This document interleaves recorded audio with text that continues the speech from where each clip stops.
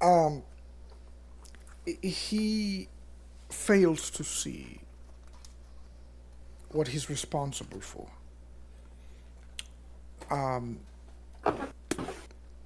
which is the case when we claim innocence over guilt. We have a tendency to claim innocence when we feel justified in our actions. But after hearing the words in one of those messages stating that, yes, I fucked up, well, how genuine are you with that? Sure, I'm sure that it takes a great deal to even utter it, especially when you are the type of person that you are. Um, but is that something that was rationalized and acknowledged within yourself when you claim that you fucked up? Because your later messages contradict that that claim. In the end, you exit proclaiming the contrary to that. That leads me to believe that this person is suffering from bipolar disorder. By the way, Jose, this is not a first. I understand that. He's done this on a number of occasions, not just with me, but when the discussion reaches a certain point, he just leaves the room, and I have he's witnessed done that. this quite a number of times, Yes, I know. I've and seen it. I've seen it. followed by a novel. Well, yes, clearly, I saw that as well. Um,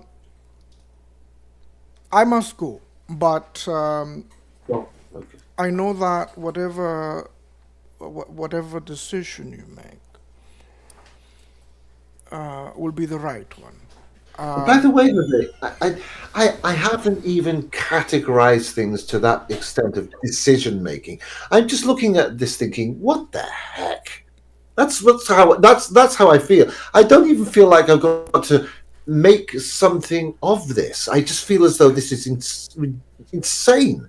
It's just I ridiculous, agree. and and the idea that I've got to make a decision seems almost to give it an importance it doesn't deserve.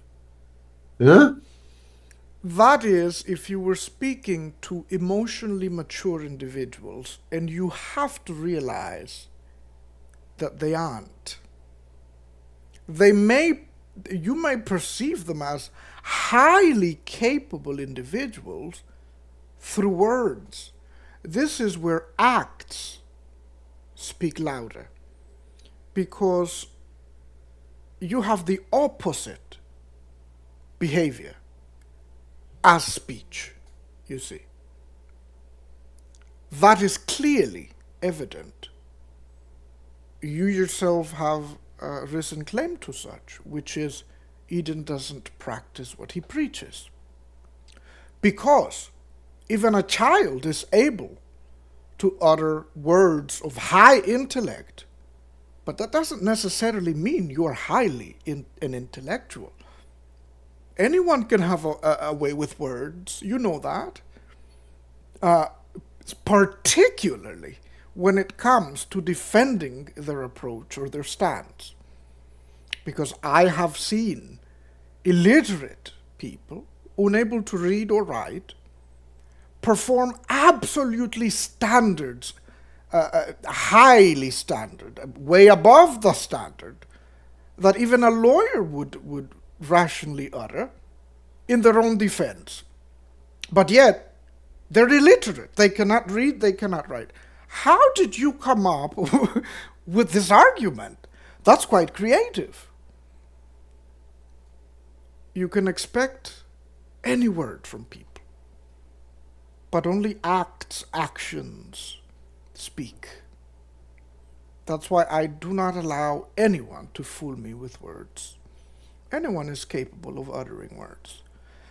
It's your actions that ultimately determine, in my scope, in my view, your level of maturity, not your words. You can sit there and tell me that you are a highly intellectual person, capable of shutting someone up with no words at all. Let me see you do it.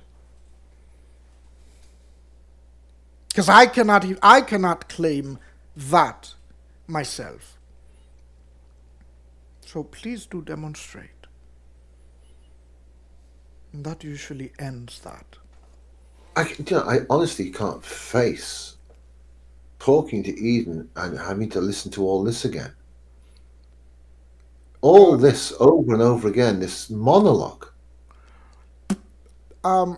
I don't blame you, and I don't suspect that that will be the case. However, if it does turn into that, um,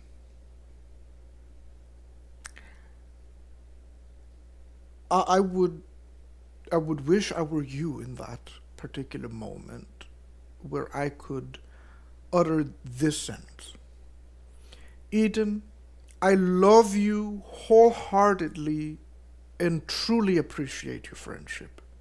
If you feel the same, please drop this. Hello? Sure, I have it here. Well, actually, if you go to the corner, huh? No, there's one. There's another charger there. Uh, I left it where this one was. So, right behind the massage chair in that corner where you turn the light on and off. If you look down, you'll see it there.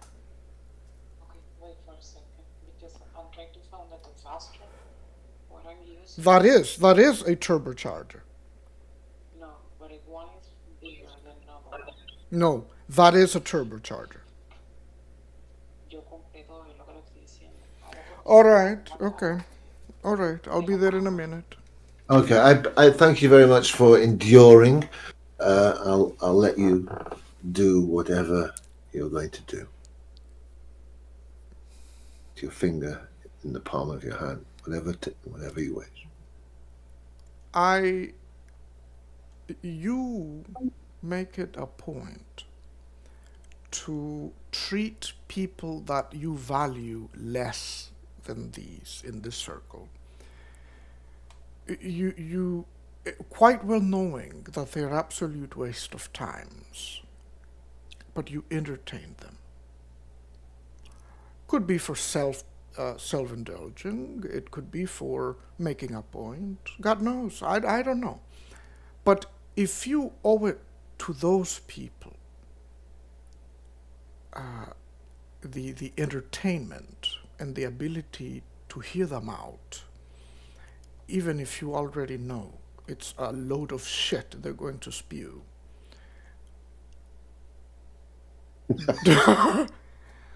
uh, you have shown more ability to withstand a load of a crack of shit being thrown at you from unknown people. Please don't take this personal. The lobotomy helps.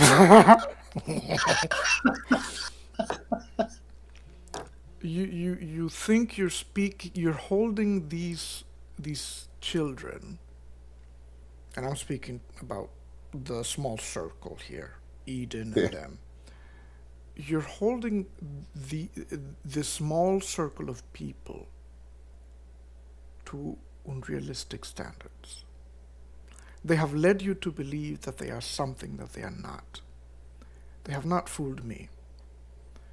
Um, when you speak about Eden and he's highly educated and all, that matters not if you don't possess the ability to show maturity through other acts and through other means.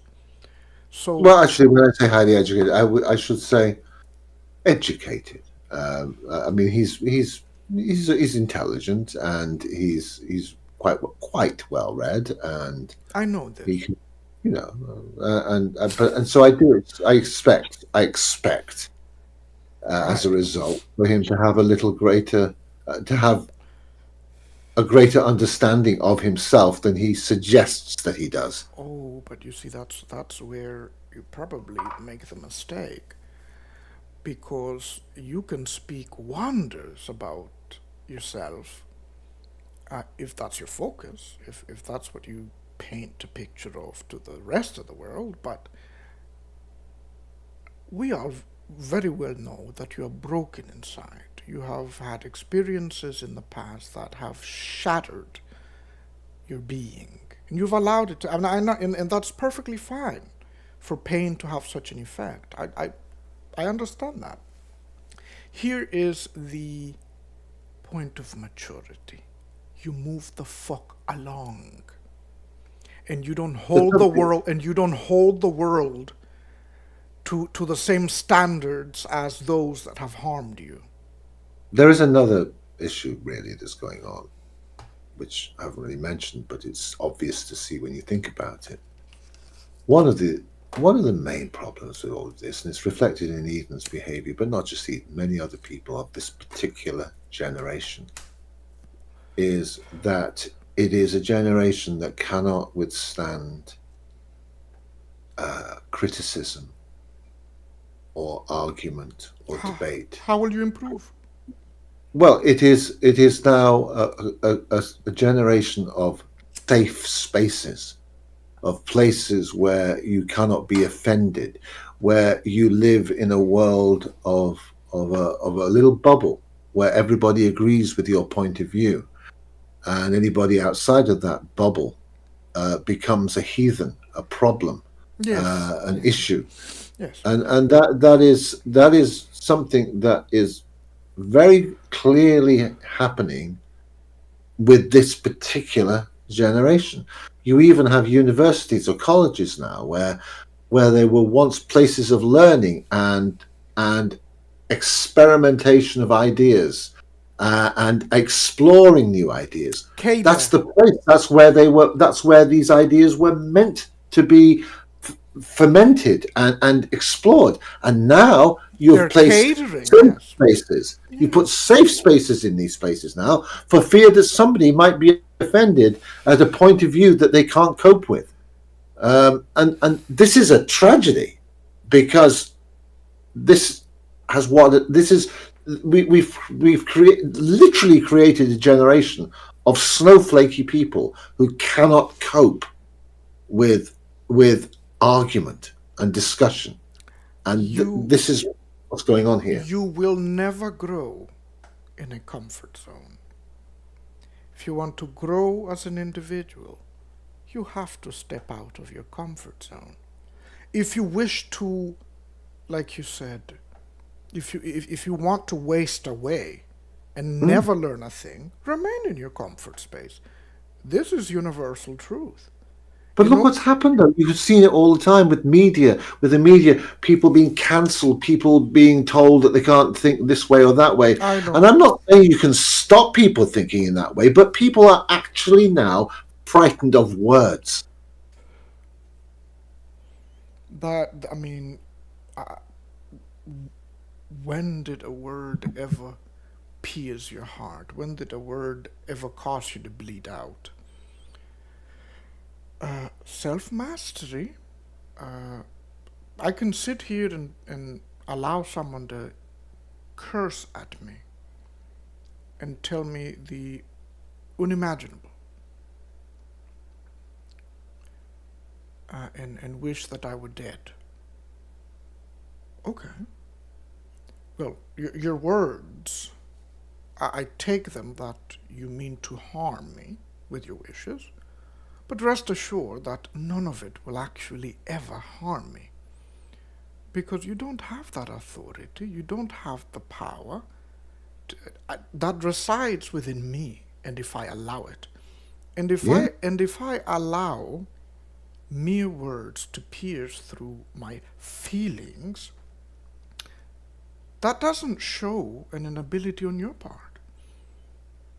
I know that, and you know that. But why in the world then do we have things like safe spaces in universities and colleges? Why is it that sometimes you have people who are not allowed to give a lecture or a speech on a particular subject? They are banned from the college and the university by the students because Oh the words that they're no. being said Oh are no. terribly hurtful and upsetting to these poor people. You know, No. this is what we've reached. This is what we've come to. I wish someone would try to censor me. I wish someone would. Because if you think there is a single law that allows it, you are mistaken. However, the opposite is true. I have multiple laws that allow me to freely express myself. And if you're going to hold that against me, who's infringing upon who? Yes, I agree with you, but this is the thing. But they'll say the students will then have a demonstration because somebody's coming to their college or university they don't agree with, and literally drive them away. This is because people can't cope with debate and ideas that are outside of their bubble that they exist in, where they only hear the point of view they want to listen to. And this is part of the problem. This is part of the Eden problem, part of the moth problem. They only want to hear one point of view. Well, I'm not. My point of view is not led by your beliefs, but rather my own.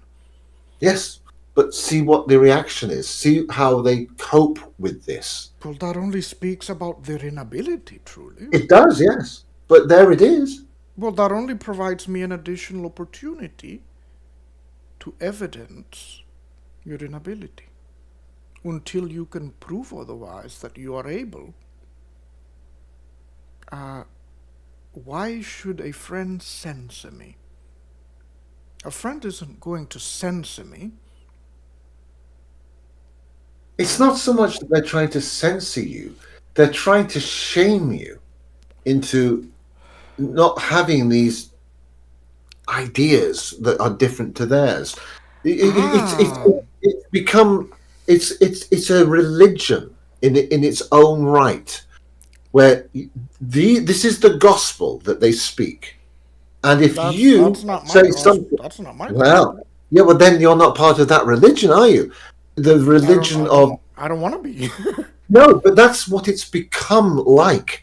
And anybody who's got a different point of view is a heathen. A heathen. Let me tell you, if you have analyzed the things I have openly shared with you on my own personal point of view, Yeah.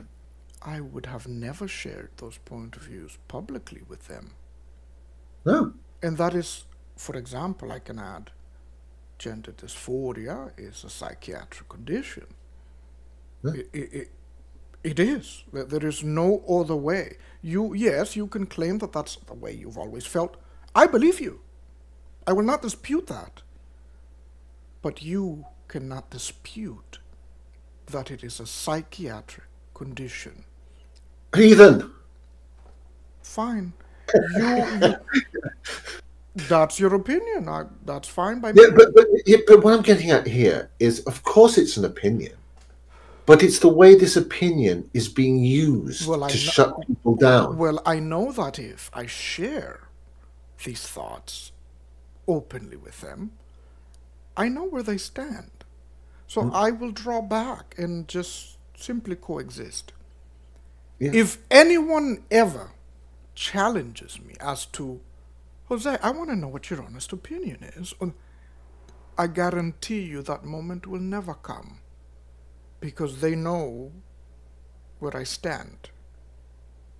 They Yeah. will ask me questions pertaining other matters, but I guarantee you they will never come to me for, for an honest Yeah, but it's not. answer because I'm not even. I'm not even making this about you. I'm oh saying no, that I this is know, I the know. society that we are Yes. living in. Yes, and in order for me to not be openly hurtful, you will not hear me speak about gender preference issues, or even religion, for that matter, or even politics. You will But not. we've got a new religion. It's like a new religion. It's the religion of correct thinking. You will never find me openly discussing with any of them politics, religion, or gender. Talk to me about anything else. Because if you ask me directly what I think about any of those subjects, I'm not going to sugarcoat it. I'm not going to change how I feel just to offer you words that you want to hear. That's not the No, way it but works. the point is, look, if somebody comes in, look, I've said this. One of the things that used to annoy me